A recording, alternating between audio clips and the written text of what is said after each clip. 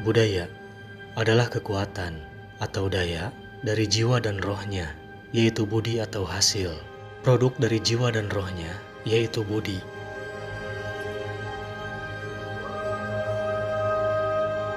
Budi atau dalam bahasa Jerman adalah Geist, inilah yang membedakan manusia dengan binatang, yang dengannya manusia mengatasi alam dan menciptakan entitas-entitas baru yang disebut budaya atau culture. Pemaknaan budaya sebagai culture yang dilakukan Sultan Takdir alias Bana atau STA merupakan reduksi makna budaya. Walaupun pada mulanya Takdir menggunakan Geist dan Buddha untuk memaknai budi, tetapi akhirnya pemaknaan itu jatuh hancur saat ia memaknai budaya sebagai culture. Jika STA mau konsisten, seharusnya ia memaknai budaya dengan makna yang berkaitan erat dengan budi dari Geist dan Buddha. Dalam tradisi Buddhisme, jiwa dan ruh manusia atau budi berhubungan dengan kesakralan, bukannya kepofranan, sebagaimana yang hendak diusung oleh STA. STA menggunakan konsep budi dan daya untuk menggolkan program modernisasi yang sekuler.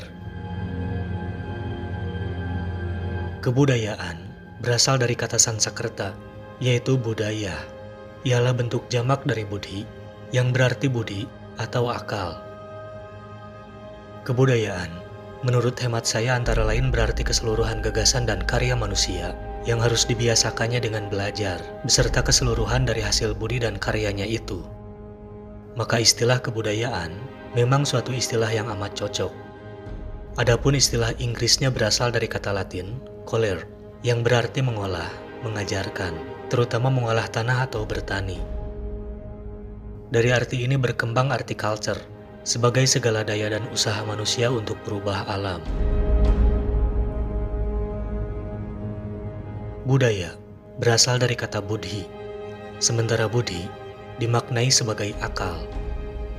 Jadi, budaya adalah keseluruhan dari hasil akal dan karyanya, yang dihasilkannya lewat proses belajar. Budaya dikaitkan erat dengan pendidikan di sini. Transfer sesuatu kepada generasi baru lewat proses belajar. Namun, lagi-lagi, Kunchara Ningrat menghubungkan makna budaya ini dengan culture, sehingga akal manusia selalu dikait-kaitkan dengan penggunaannya untuk mengolah alam, mengubah alam, mengeksploitasi alam. Untuk mengembalikan makna sakral budaya dari lingkaran makna profannya ini, kita harus merujukannya lebih dulu pada makna sakral budi. Karena makna sakral budilah yang mendasari makna sakral budaya. Makna sakral dari budi dapat ditemukan dalam tradisi sastra spiritual asli kita dengan sebutan sastra suluk. Dalam Serat Centini, kita menemukan definisi budi yang sangat sakral.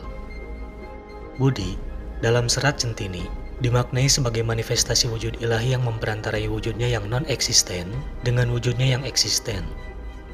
Budi adalah yang ilahi sebagai ide dan sebagai budi, maka yang ilahi berwujud sebagai ide-ide, pengetahuan-pengetahuan, tapi sekaligus juga yang mengetahui.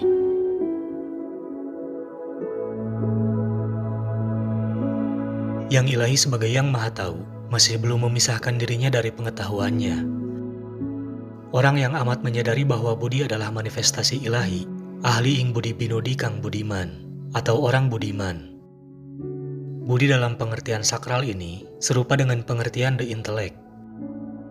Jika budi telah dipahami dengan makna aslinya yang sakral, maka implikasinya terhadap makna budaya sangat signifikan.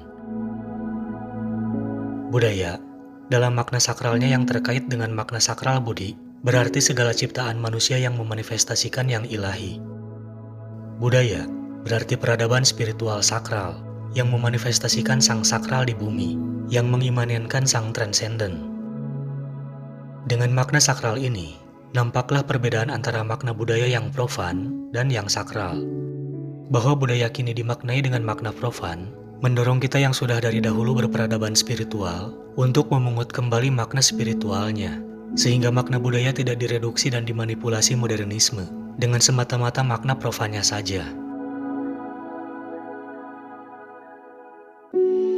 Kebudayaan berarti keseluruhan gagasan dan karya manusia yang harus dibiasakannya dengan belajar, beserta keseluruhan dari hasil budi dan karyanya itu.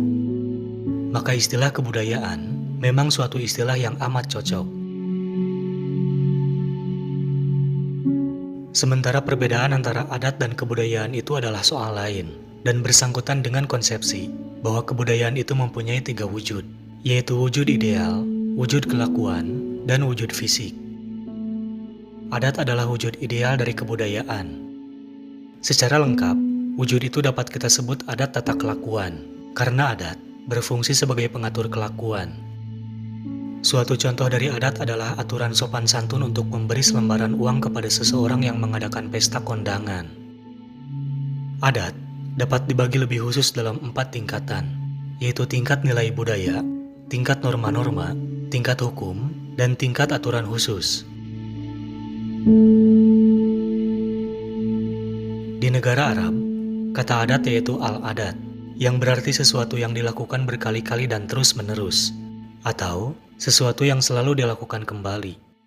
Sedangkan kata al-adat sendiri merupakan derivasi dari kata kerja ada ya'udu, yang berarti pulang kembali ke tempat sebelumnya, dan dari kata benda al-udu, berarti kepulangan atau cara kuno. Kata ini dipinjam oleh masyarakat asli bersamaan dengan pengislaman mereka oleh penyebar-penyebar Islam. Ketika mazhab jurisprudensi Syafi'iyah dianut oleh Muslim Indonesia, maka kata al-adat yang semula bermakna semantik berubah ke makna terminologis. Menurut mazhab Syafi'iyah, al-adat muhakkamah, kebiasaan setempat, merupakan sumber pertimbangan hukum Islam.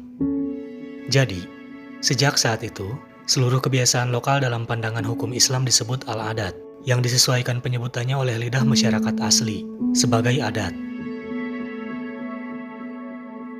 Sebenar-benarnya adat ialah adat yang tidak berubah oleh kondisi dan situasi apapun, karena berasal dari yang ilahi.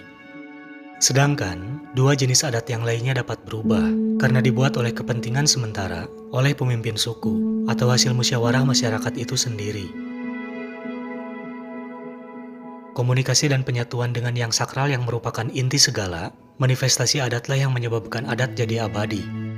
Adat abadi ini sungguh identik dengan apa yang disebut filsuf perennialisme sebagai filosofia perennis, yaitu kebijaksanaan abadi, atau religio perennis, yaitu agama abadi, atau the tradition, atau tradisi abadi. Adat bersama-sama dengan seluruh tradisi spiritual sakral yang pernah ada di dunia ini, berintikan ajaran spiritual sakral yang serupa dan tunggal, komunikasi dan penyatuan dengan yang ilahi. Adat abadi ini bukanlah ciptaan leluhur, namun ciptaan leluhur abadi kita yang disebut dengan beribu nama: Tuhan, Loalangi, Zeus, Theo, Tiwas, Peter, Allah, Hyang, dan lain-lain, tapi merujuk pada kenyataan nan tunggal. Adat perennis senantiasa ada dimanapun, kapanpun, bagaimanapun, apapun manifestasinya.